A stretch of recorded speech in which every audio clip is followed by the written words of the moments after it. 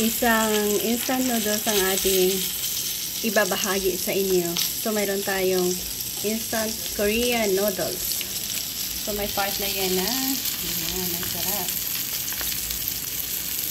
Sa instant noodles natin, mayroon tayong iuuna na soup base niya at ang vegetables mix. Sarapin natin ang ating instant noodles. So, yan. Dala sa packaging niya. Na kumukulo para lalong sumarap. Dagdagan natin ng mga iba't ibang gulay. Okra, sigarilyas. So, meron tayong okra at sigarilyas na pula. Next, patola.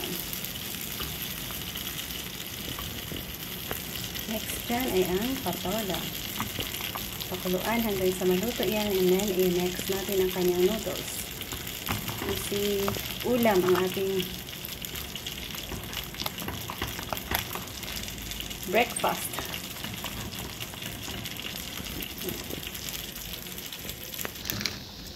Looks good. I-add natin ang ating noodles. Ang hanging amoy.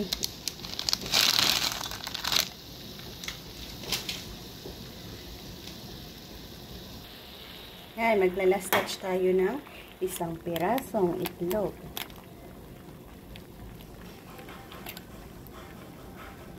So, thank you guys for joining me. Ito na ang set ng ating breakfast for today. Bye-bye, God bless, and maraming salamat ulit sa inyong pagsabay.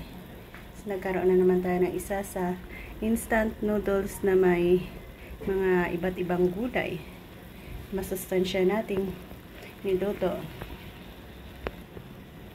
So, yan ang ating masarap na noodles recipe.